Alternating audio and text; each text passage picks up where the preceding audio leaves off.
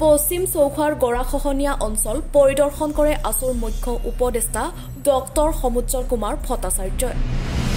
তেওঁক সংগতিয়ে আসুৰ সাধাৰণ সম্পাদক শংকৰজ্যোতি বৰুৱা, সভাপতি উৎপল শৰ্মা, সহকাৰী সাধাৰণ সম্পাদক ৰাণা সোণাৰকে ধৰি কেন্দ্ৰীয়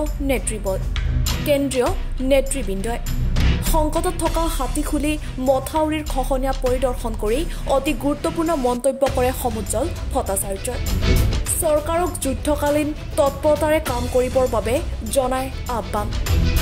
গৃহমন্ত্ৰী অমিত শ্বাহৰ 50টা পুখুৰী খান্দি বান সমস্যা ৰোধ কৰিম বুলি কোৱা প্ৰতিক্ৰিয়াটো তেওঁ হাস্যকৰ বুলি উল্লেখ কৰে।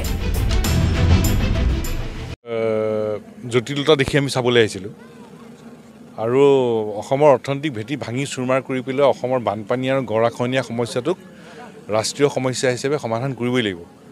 তাৰ কোনো বিকল্প নাই। এতিয়া চৰকাৰী পক্ষৰ পৰা কয় যে ৰাষ্ট্ৰীয় সমস্যাটো নকলেও এইটো সমাধান কৰিব পাৰি। আমি কৈছোঁ যে অসমৰ দৰে ৰাজ্য এখনৰ বানপানী আৰু গৰাখহনীয়াৰ সমস্যাটো এইটো ৰাষ্ট্ৰীয় সমস্যা হিচাপে সমাধান হ'ব লাগিব। ৰাষ্ট্ৰীয় সমস্যা মানে কি বুলি প্ৰশ্ন কৰে, প্ৰশ্নকৰ্তাসকলক আমি ক'ব খোজোঁ যে অসমৰ দৰে ৰাজ্যই যিহেতু আমাৰ গোটেই সমস্যাটো সমাধান কৰিবলৈ সক্ষম নহয়, তাৰ দায়িত্বটো সম্পূৰ্ণ কেন্দ্ৰীয় চৰকাৰে ল'ব লাগে। সেইটোকে আমি ৰাষ্ট্ৰীয় সমস্যা বুলি ভাবোঁ। কেন্দ্ৰীয় চৰকাৰে ইয়াৰ অসমৰ বানপানী আৰু গৰাখহনীয়া সমস্যা সমাধানৰ সম্পূৰ্ণ দায়িত্বটো ল'ব লাগে আৰু সেইটোকে আমি ৰাষ্ট্ৰীয় সমস্যা বুলি বুজোঁ। আৰু কেন্দ্ৰীয় চৰকাৰে অসমৰ বানপানী আৰু গৰাখহনীয়া সমস্যাৰ সমাধানৰ সম্পূৰ্ণ দায়িত্ব লোৱাটো আমি বিচাৰিছোঁ, সেইটো আমাৰ দাবী। আৰু এতিয়া খহনীয়াৰ যিটো ৰূপ দেখি আছোঁ, ইয়াৰ আগতো আমি ইয়াত চাবলৈ আহিছিলোঁ।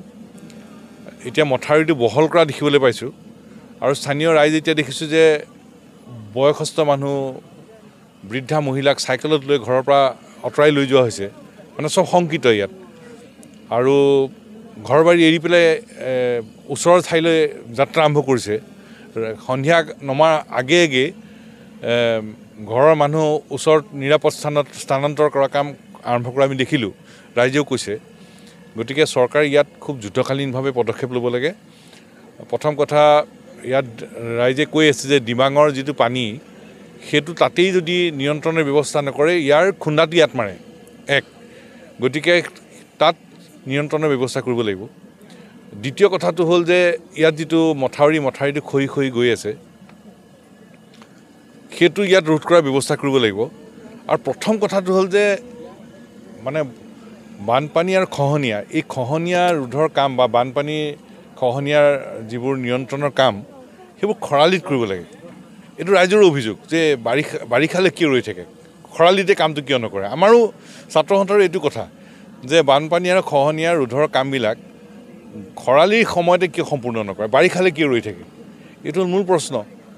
গতিকে ৰাইজক নিৰাপত্তা দিবৰ বাবে আৰু এই মথাউৰিটোৰ সুৰক্ষা কৰিবৰ কাৰণে চৰকাৰক আমি দাবী জনাইছোঁ। আজি তাৎক্ষণিক কামটো হ'ল চৰকাৰে যুদ্ধকালীনভাৱে এই মথাউৰিটো ৰক্ষা কৰাৰ ব্যৱস্থা কৰিব লাগে। যি ধৰণৰ টেকন'লজি লাগে সেই টেকন'লজি ব্যৱহাৰ কৰি হ'লেও এই মথাউৰিটো ৰক্ষা কৰিব লাগে, যাতে এই অঞ্চলৰ ৰাইজক জীৱন আৰু সম্পত্তিৰ নিৰাপত্তা নিশ্চিত হয়, ৰাইজ যাতে আশ্বস্ত হয়। আৰু চৰকাৰক আমি ক'ব খোজোঁ যে ইয়াত ৰাইজে মহাবাহু ব্ৰহ্মপুত্ৰৰ কাষত থাকি অভিজ্ঞ হৈছে, তেখেতসকলৰ অভিজ্ঞতাও ল'ব লাগে চৰকাৰখনে। আৰু সেই অভিজ্ঞতাটো ল'লে, তাত টেকন'লজি যোগ দিলে এই কামটো ফলপ্ৰসূ হ'ব।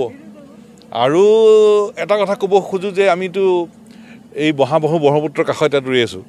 এতিয়া অলপতে দেখিলোঁ যে কেন্দ্ৰীয় চৰকাৰৰ গৃহমন্ত্ৰীয়ে এখন সভা পাতিছে, কৈছে 50টা পুখুৰী খান্দি পেলাই অসমৰ বানপানী সমস্যাৰ সমাধান কৰিব। সেইটো কিন্তু বৰ কেনেকৈ কৰিব সেই কথাটোত কিন্তু আমি তাকে চাই আছোঁ, তাত আমি নজৰ ৰাখি আছোঁ। কেলৈ এই কথাটো আমি বৰ আশ্বস্ত হ'ব পৰা নাই। 50টা পুখুৰী খান্দি আমাৰ এই মহাবাহু ব্ৰহ্মপুত্ৰ কেনেকৈ নিয়ন্ত্ৰণ কৰিব, সেইটো আমাৰ মনত এটা প্ৰশ্ন।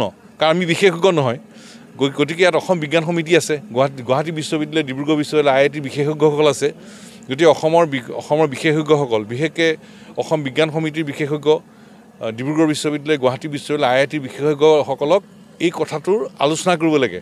আৰু আমাৰ বিশেষজ্ঞসকলে কথাটো ক'লেহে কোনটো বাট ল'ব লাগে সেই বাটটো চৰকাৰে ল'ব লাগে। চৰকাৰৰ প্ৰথম দায়িত্বটো হ'ল গুৱাহাটী বিশ্ববিদ্যালয়, ডিব্ৰুগড় বিশ্ববিদ্যালয়, IIT গুৱাহাটী, অসম বিজ্ঞান সমিতিৰ অসমৰ বিজ্ঞানীসকলৰ কথা শুনক আৰু অসমৰ বিজ্ঞানীসকলে অসমৰ মহাবাহু ব্ৰহ্মপুত্ৰৰ কথা জানে, ইয়াৰ উপনৈসমূহৰ কথা জানে, ইয়াৰ গতিধাৰা সম্পৰ্কত জানে। গতিকে তেখেতসকলৰ এই বিজ্ঞানসন্মত দৃষ্টিভংগী শুনি জানি বুজি তাৰপিছত ব্যৱস্থা ল'ব লাগে। চৌখা শদিয়াৰ পৰা নৰেশ প্ৰজাৰ প্ৰতিবেদন, NV 24।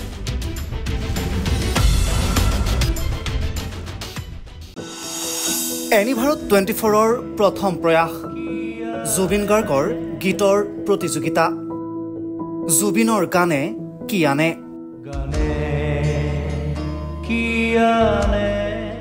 অডিশ্যনৰ বাবে যোগাযোগ কৰক 8638661821 আৰু 8812831556 নম্বৰত। NV 24 উদ্যোগত এটা নতুন সংগীতৰ প্ৰতিযোগিতা আয়োজন কৰা হৈছে, য'ত মোৰ গানৰ প্ৰতিযোগিতা হ'ব। আপোনালোকে তাত প্ৰতিযোগী হিচাপে আহিবলৈ পাৰিব আৰু মোৰ ফালৰ পৰা আন্তৰিক শুভকামনা জনাইছোঁ। আৰু অনুষ্ঠানটোৰ নাম হৈছে গানে কি আনে। সকলোকে মৰম জনাইছোঁ, সকলোৱে আহক, ইয়াত অংশগ্ৰহণ কৰক। Thank you very much. Love U.